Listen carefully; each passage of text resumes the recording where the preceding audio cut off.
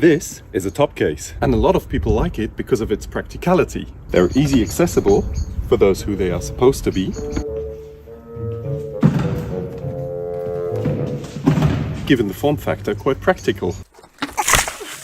And waterproof. But I love off-road riding, and the worst thing I could do to my bike is putting weight up high and far in the back. I know it's a little oversimplified, but let's take Larry as example for the weight. The further on the back he is, the more leverage he has over the bike. And we as rider have to counter steer that or counter handle it. The more we put him down, the less leverage he has. And that's why we don't want all the weight in the back. So is it better to put everything in side panniers?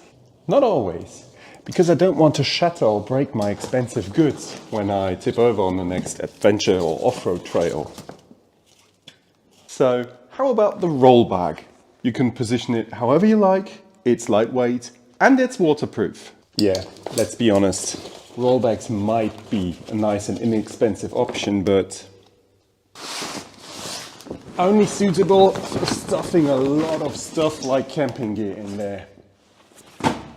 Which would also fit perfectly into the side panniers. And we all know that search for the one thing hidden at the bottom end. Where is it? Well then, let me introduce you to the Goldilocks solution of adventure bike luggage, which will not break the bank. The EMD Adventure Gear Duffel Bag, which I have used on more than 10,000 kilometers in multiple terrains and on different bikes. It comes with all of its accessories down to a weight of 2.6 kilograms, is waterproof and even airtight. Well, almost airtight. Has a theoretical capacity of 30 liters, but only if you fill it with water. Has these mono straps where you can add multiple bags, straps and whatever you want, like this, on the back and on the top. And D-rings for the net that comes with it to put a helmet or something else bulky on there. It can be used as backpack.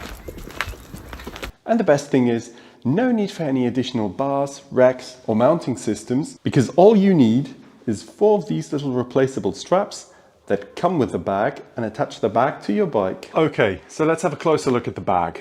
It's made out of TPU and Hyperlon to keep it waterproof and rigid and rugged at the same time, so it's super robust. The zippers they use are not waterproof, they're even airtight, but I've used mine since over a year now, and I think due to the dust of the Sahara, it's not 100% airtight anymore. But it still keeps water out of it without a problem, even if you go on a trail and tip over when you're trying to do a water crossing or something. So it's perfect for my kind of adventure riding. And when we look inside, the first thing we have is the lid with the net, where you can put stuff like a laptop in there. That works perfectly fine. And I like to put my paperwork in there when I'm traveling, or the action cam, cables, you name it. Then we have the compartments inside that are made with these Velcro thingies. They're stiff, but also flexible. So you can adjust the compartments how you need them. For example, I like to give my cooking stuff an own compartment so that I can easily access it when I want to make a short break on the trail or something and make a coffee. And I like to keep one compartment for generic tools that I need when I have a bigger tip over or something, so that I can get the bike back in perfect condition to ride along. And in general, with this system, everything is really nice, organized and very quickly accessible. On the front side, we have this little pouch, which is not really waterproof. You can use it for paperwork, but I wouldn't put anything in there what's not really water resistant, but you have a very quick access to it, like maybe your driving license or something like that. On the front and the rear, we have the mono straps, which we can use to put either the original EMD bags. They have some nice lightweight small bags you can attach to it, or just use these rubber straps, which I prefer, because then you can just put everything that's bulky and in the way there, but lightweight preferably. Like, for example, the ISO mattress. You can just strap it there and it's nicely attached, but doesn't take up too much space anywhere else. The only thing when you attach it to the back, it's going to get quite dirty when you ride through mud or wet conditions, so you should preferably put some kind of plastic bag or something around it. And then we have these D-rings where you can either use the net that comes with it or just strap something down there. I don't use them too much because I don't like to have too much stuff up here. When you're riding off-road and it gets too high, it's quite hard to move your whole weight backwards when you're riding through sand or something. That's why I preferably put the stuff on the back than on the top. But when you're doing just some slight gravel trails, it shouldn't be a too big problem. So you can attach your mattress or something just on the top and strap it down with the D-rings. The only thing I do like to attach to the top is actually my cactus canteen, so that I always have like really quick access to this, especially when I'm in areas like the desert where you don't really realize how much water you lose over time. So that's actually a really good solution because you can quickly detach it with the straps and get yourself some fresh water. On the bottom side, we have this big pouch where the shoulder straps are hidden. You can just clip them in here and use the bag as backpack.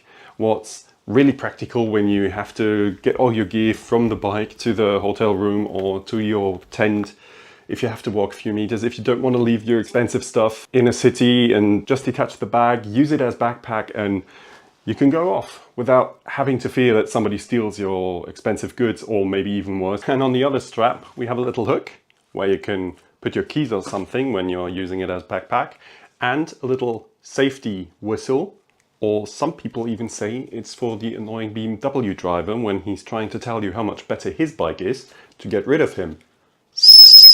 And finally, the buckle and the flap, which are used to attach the bag to the bike. You can either use both to make a nice sling, or you can just attach the strap through the buckle and use these little hooks to form a little loop. So you can use it however you like. But the good thing is, I have a few bikes here, so we're going to go down and have a look how many bikes we can attach this thing to. But first I'd like to thank ExElement Motonet for sponsoring this video. They are now online with their web browser-based online platform, wow, what a word, where you have the possibility to find your new best riding buddy. It doesn't matter if on-road or off-road. But if you want to know more about it, then just click here, or just wait to the end of the video, where you're going to have a following link to another video which describes it in a lot more detail and a lot deeper. So thanks ExElement Motonet. Let's start with the T7, because that's the bike I usually have it attached to, and I have a lot of mounting points that makes it really easy, and it's obviously the bike I use the most for going off-road. But I already detached all the straps, because usually I just let them on so I can quickly clip the bag on. But I detached them so we can look how easy it is to just find a fixing point and attach everything. So first I'm just going to throw the bag on here. Start with these straps, put the buckle point in, and look for one point where I want to attach it. It's going to be here. I'll put in the hook into the loop and slightly pull it down. The same on the other side. The hook into the loop and slightly pull it down. Now we go to the back side. I personally like to go through the license plate carrier on my bike. I know that on different bikes it can be a little bit more difficult to find an attachment point quite in the back, but you can also just go under the subframe. So if you don't find any other point, just do that. So here as well, just into the buckle, put the strap through the license plate carrier onto the other side with the loop, pull it slightly down again, and the last one as well. Now I just have to pull down the straps everywhere so that it's nice and secure. I start with the back and do the straps in the front because I don't want it to move forwards while I'm doing that.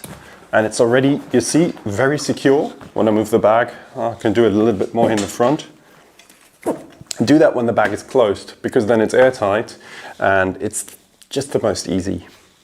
And then you have these little loops where you can just roll the extends part of the strap together and just put everything together so that it's nice and secure. The good thing about that is when you take the bag off, you can just leave the straps dangling there without a problem. So we're going to do that with all of the 4 straps. And I think even with explaining what takes quite a long time, I'm very quick attaching this bag to the bike. But of course it's quite easy on the Tenere with its mounting points everywhere. So I'm going to show you on the other 3 bikes, where it might be a little bit more difficult. Let's try the little lightweight adventure bike, which I must say I really like this bike. It's so much fun to ride. We're going to do it like on the T7, same principle, buckle into buckle so that the strap is attached. And we're going to start on the rear this time. I'm going to go through this rear luggage carrier and there we go. The same on the other side. And again, for the front we just use the mounting point of the rear luggage carrier. And I should have cleaned this bike before. But same principle. Strap it down. Secure the straps on this side as well. And on the back, here we secure the straps as well. And we are good to go.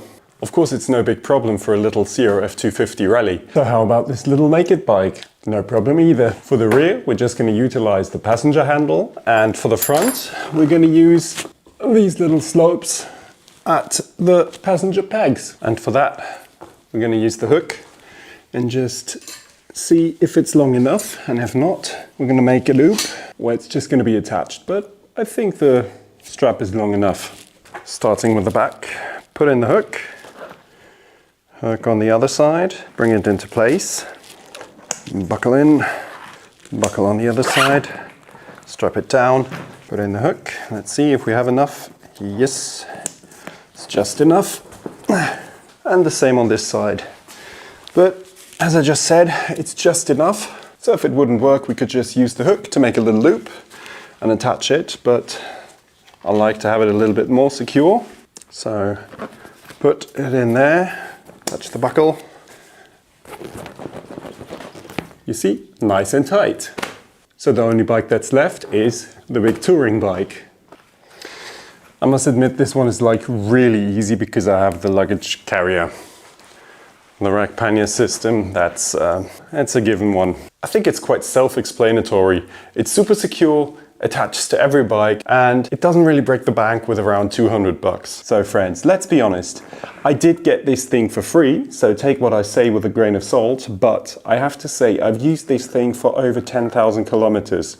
I've been with it in the Sahara Desert, I've been through rain with it, I've used it like literally everywhere. And I have seen a lot of other luggage solutions on the market. I have bought some by myself, I have tested some, and this is top-notch quality. There are other solutions that have the same type of quality, but you have to definitely pay more for it. And one of the nicest things about this is it's not from China. It's a German manufacturer, so you can be quite sure that it's not just one of those Chinese knockoff brands which is going to break after 500 kilometers. And if you're searching some adventure tires that are also capable of handling the Sahara Desert, then click this video. If you don't want to drive that far to have some adventures, click this video. See you next time.